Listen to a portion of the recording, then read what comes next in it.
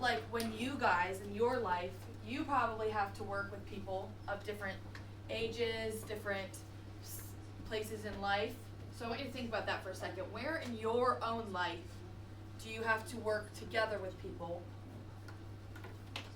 Katie? In school, like when you have to do like a partner work. All right. Katie said in school when you have to do a partner project. What do you think, Bella? In sports. In sports? Yeah. Why in sports? What do you have to do? Like collaborate and like speak to each other. Okay, collaboration. Very good. What about in your life? I know I can think of a few examples. Where in your life do you maybe collaborate with people of different ages? Different walks of life? What do you think, Case? The grocery store. Okay. How? How are you interacting with people there? Cause like you have to check out and stuff. Okay. You're having interactions with people, different ages. Mason? Like helping your younger siblings. Younger siblings. That's awesome. Great example. Very good.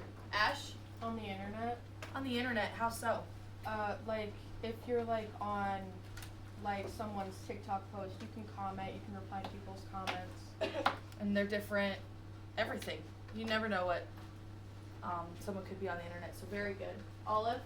Sometimes at like parties, that I feel like usually there are like a mix of adults and kids. So like you may talk to like one adult and then talk to a different kid. Yeah, so like social events. Very good. Let's get one more.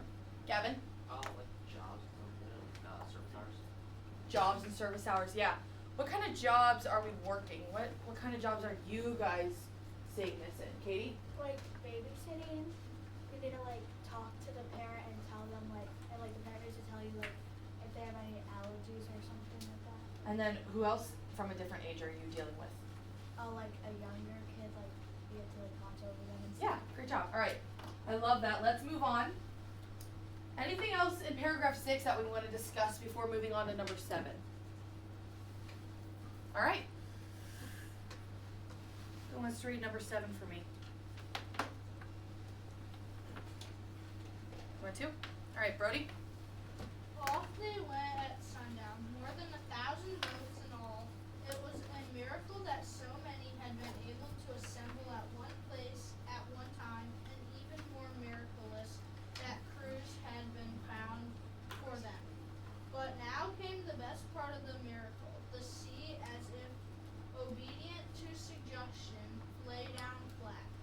Ordinarily, the English Canal is one of the roughest places in the world.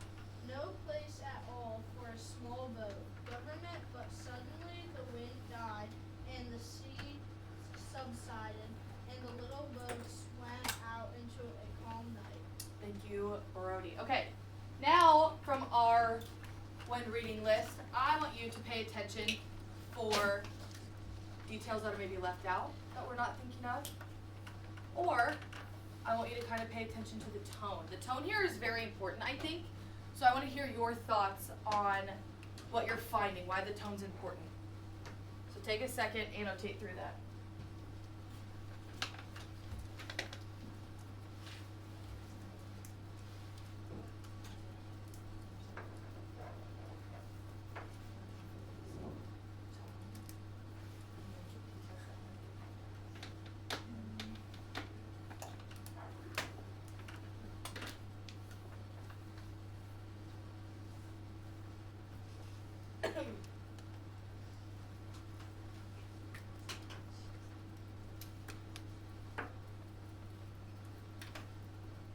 All right, let's talk.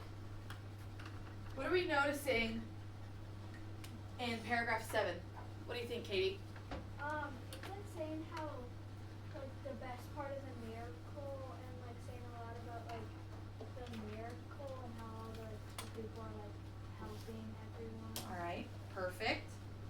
So we're seeing miraculous, miracle, very good. What do those words have to do with tone?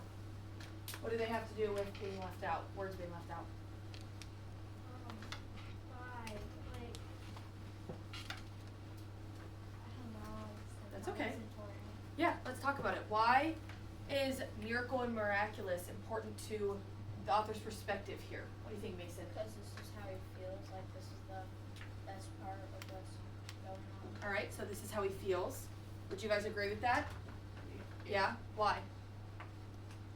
Gavin? Because they're both positive and sort of positive. Both positive. Alright, so let's note on that. Let's just say positive.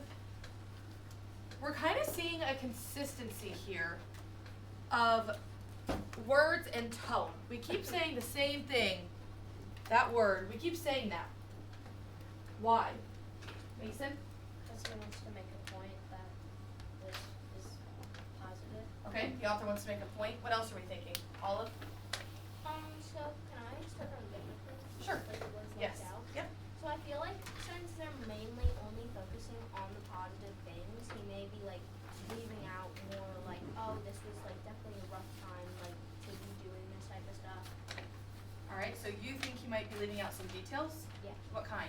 So maybe like, cause since I feel like he's used the word like miracle a lot and like miraculous, I feel like maybe he's leaving out that like there might have been some bad things, like why did the miracle need to happen? So like what caused like whatever they're doing to happen. Alright.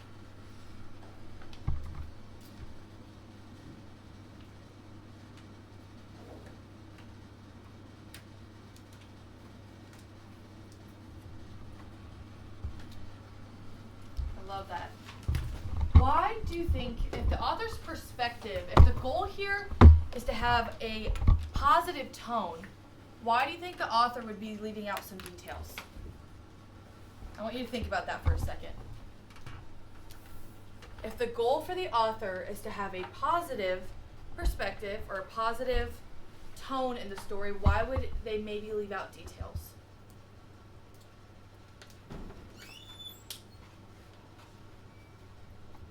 What do you think, Hayes? To like form a positive atmosphere. Atmosphere? Yeah. Exactly. Positive atmosphere. What else? Let's build off that. What do you think, Gavin? To like show that this was a good time and like seeing everyone come together. Yeah. So talking about people coming together, showing that it's good. Katie? They don't want like the reader to like change their mindset and think, oh, it's actually negative, not a positive thing. Right. So how would we describe that, Olive? Like what do you mean like how would you describe it? So if we're going off of what Katie says, that they're trying to change our mind. What is that called? What are we doing there? Mason? Well I was gonna say, he wants to keep the tone positive. Positive tone, yep. What do you think, Brody? Like he's trying to like persuade the reader. Persuade. So I think we should note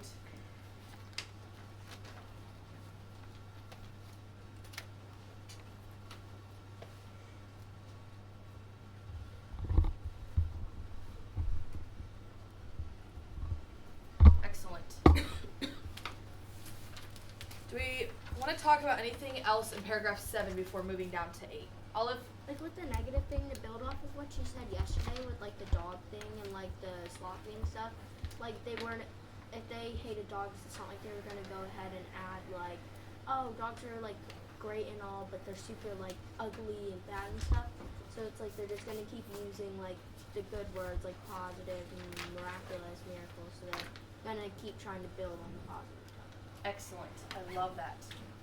Building off the positive tone, right? Because if we're putting negative words in, if he's saying a lot of people died, it was really fun and it was a miracle and it was miraculous, but people died. Do you think that them including that information would keep a positive tone in the article? No. No. So do you think maybe that's left out intentionally? Yes. Yeah, I would agree. All right, let's move down to paragraph 8. Who wants to read that for me? Oh, okay. Let's wrap it up, actually. What did we talk about today in these 2 paragraphs? What did we see? Gavin? A lot of positivity and persuasion. Positivity and persuasion. I think that sums it up. What do you think?